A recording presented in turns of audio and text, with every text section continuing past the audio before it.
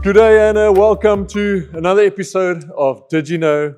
Dr. Raymond Lombard's with me. I am Mr. Gutsia, and we are continuing on our biblical foundations, asking, did you know about repentance? We're still doing Did You Know? So I have to say, Did you know there's something like repentance? Last week we spoke about sin. So that informed us about why we need repentance of sin.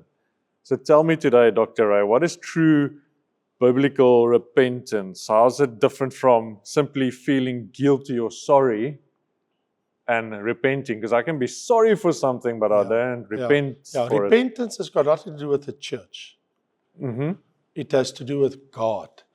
I repent to God. First of all, sin is first committed to God. Many people think, oh, I sinned against you. Now I must repent and say, forgive me. That is secondary, because even if I sin against you, I have transgressed the law of God by doing what I shouldn't be doing.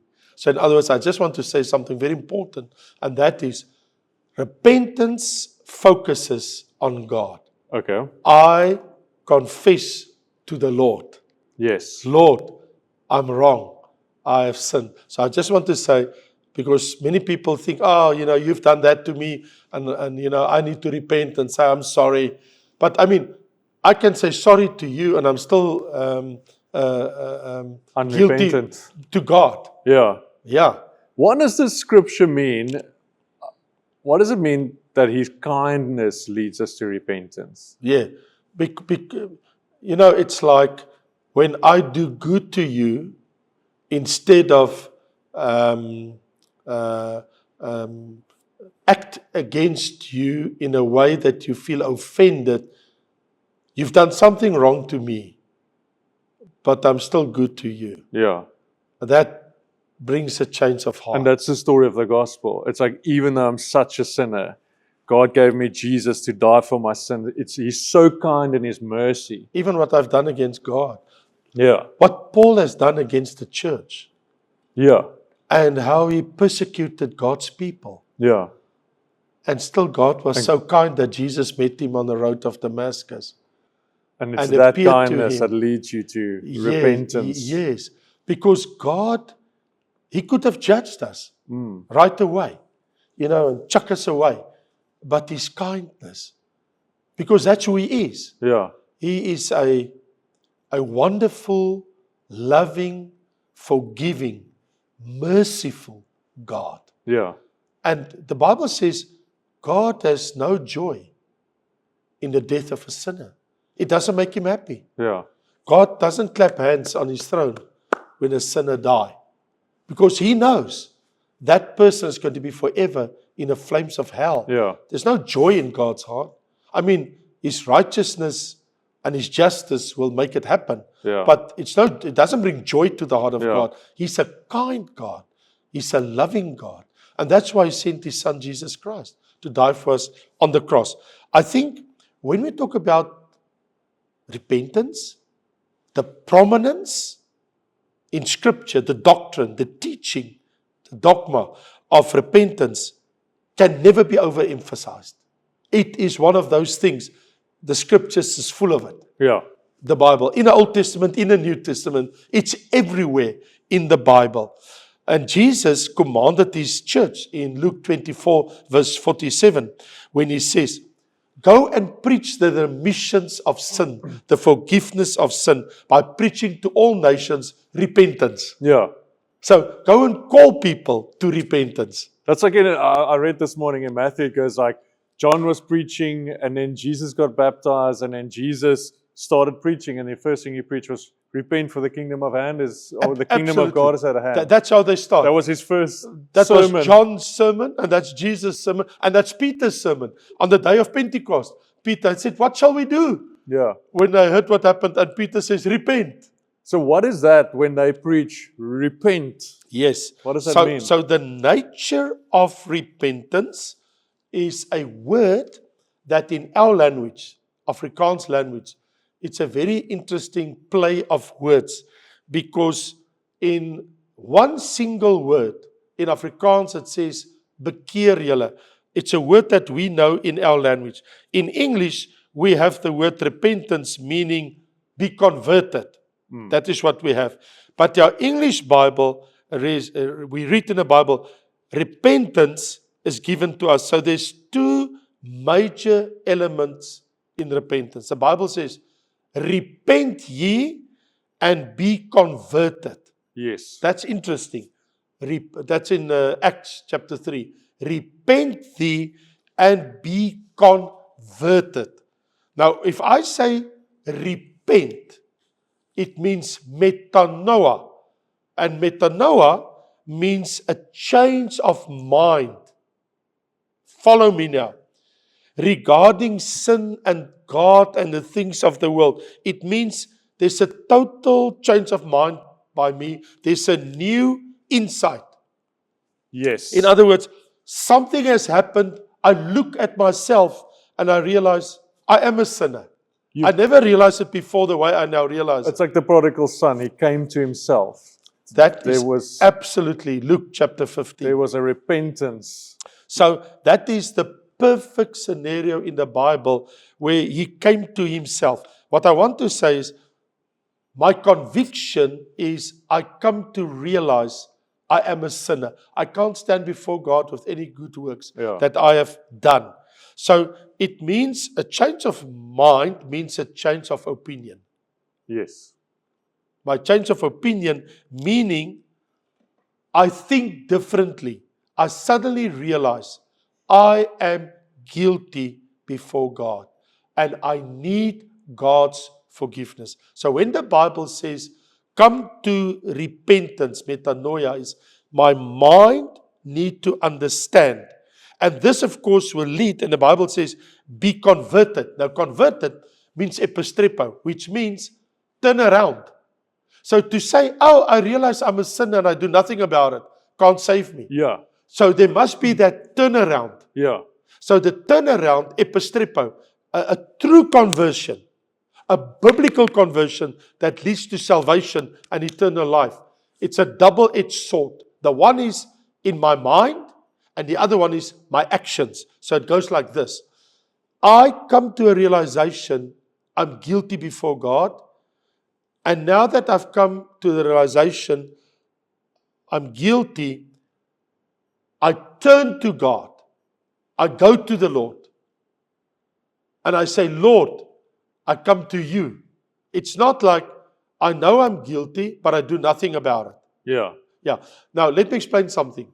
So sometimes people Old Year's Eve, they will say, in the new year, no more drinking, no more booze. Yeah. New year, new me. Right. Yeah. New year, new me, a new way of living. Yeah. And they chuck things away. Yeah. And they say, wow, that guy's come to repentance. No. He only changed his ways. Yeah. I can change my ways by stop doing certain things and come to church, dress neatly, and I sit in church. I can even be baptized, and I'm still not converted. Yes. I'm still not come to repentance. Yeah. Both must happen. Listen very carefully. I need to realize I'm guilty before God. Then I need to come to the Lord.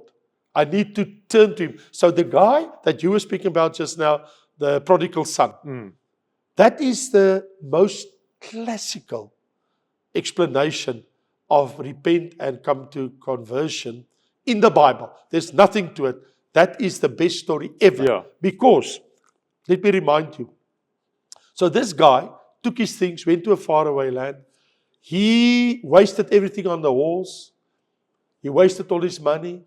Eventually had not a job. But then somebody feels sorry, gave him a job. He sat with the pigs. Yeah. They bring the food for the pigs. You look at the food the pigs eat and you think, I wish I could eat that. And so eventually the Bible says, and as he looked at it, the Bible says, he came to himself. Yes. Listen to this in these words.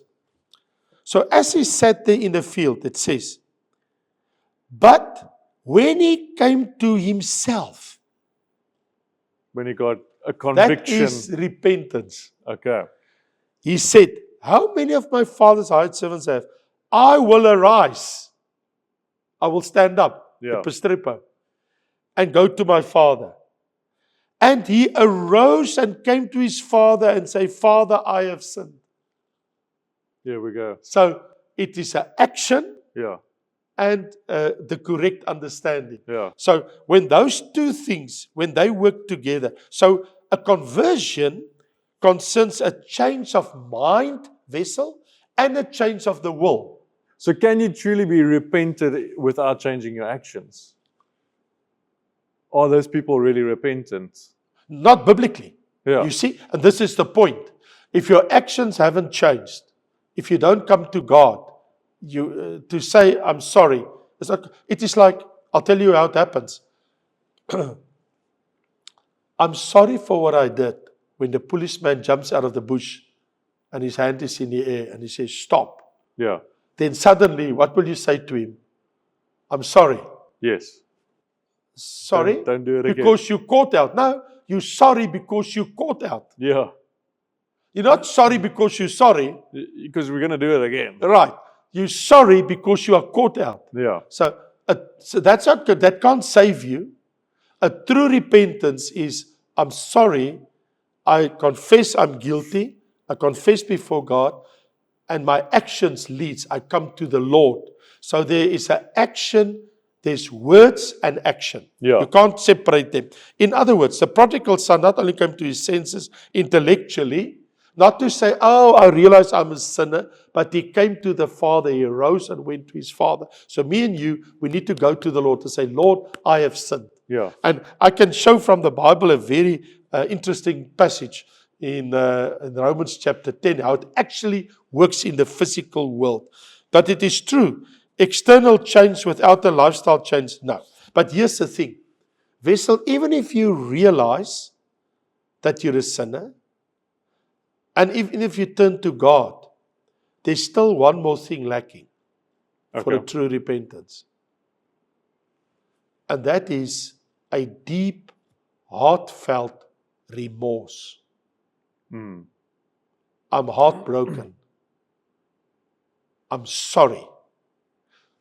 Not only there's a realization I'm not saved, and I'm wrong, and I'm a sinner.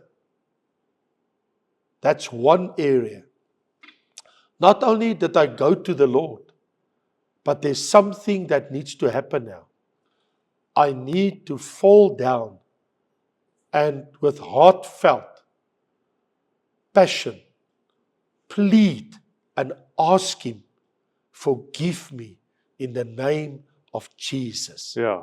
Because the Bible says in the book of Corinthians, there is a sorrow of the world that will bring you nowhere. But the sorrow according to the word of God will lead to a heartfelt repentance. In other words, there must be remorse. I feel sorry. It touches me, Lord. I've broken your heart. I've sinned against you. By actually live a life of sin, I sinned against you. So only God can do that work in a man's heart. It's only when the word of the Lord and the Spirit of the Lord convicts you. Yeah. And you have this utter conviction, I need God in my life. Yeah. I was, because I read Matthew this morning, I keep thinking of it because he's spoken of Beatitudes. He said, Yes. blessed are those who mourn. And in my spirit, it felt like it's literally this, what you were speaking about. It's like, Jesus says, blessed are those who actually could see their sinful nature and repent of that. I don't know if it was what that was described there by Jesus, but he came from preaching repentance and he says, blessed are those who mourn, almost like that, going like, Yes. I've got a true conviction that I'm not hitting the mark. Exactly. So here's a very, very powerful thing. The Holy Spirit convicts us because that's His work when it comes to this world. He convicts the sinful person of his sinful, lost state. It is a work of the Lord too. To bring a person to his senses before he dies, to know I'm a sinner. Yeah. And of course, to refuse to repent before God will mean that I die in my sins. So my question to you would be, how should I act then? Yeah. If I am convicted as a sinner and I want to come to the Lord, how do I do it? Now in Romans chapter 10, the Bible is very, very clear explaining to us how this person has come to the Lord. It says, for with the heart one believes unto righteousness, with the mouth confession is made to salvation, because the Bible says, whoever believes on me will not put to shame. So, how do you do it? It says, but the righteousness of faith speak this way. Do not say in your heart, who will ascend to heaven to bring God down? So how shall I do it?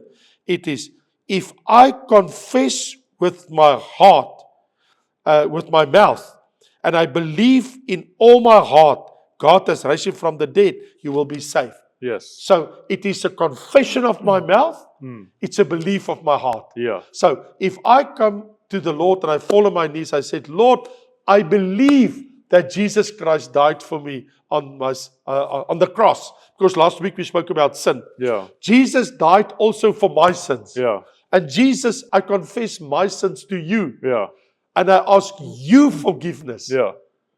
And I repent. I have remorse, sorrow. Sorry, Lord, that I've broken your heart.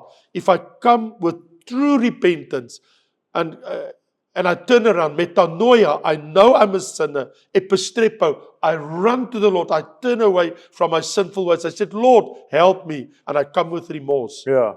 Those three things come together when I, with my mouth, confess, Lord, I believe that Jesus Christ is the Son of God. Lord, I believe you died for me on the cross. And I ask your forgiveness. By your blood, wash away my sins. And with my heart, I believe it. With my mouth, I confess it.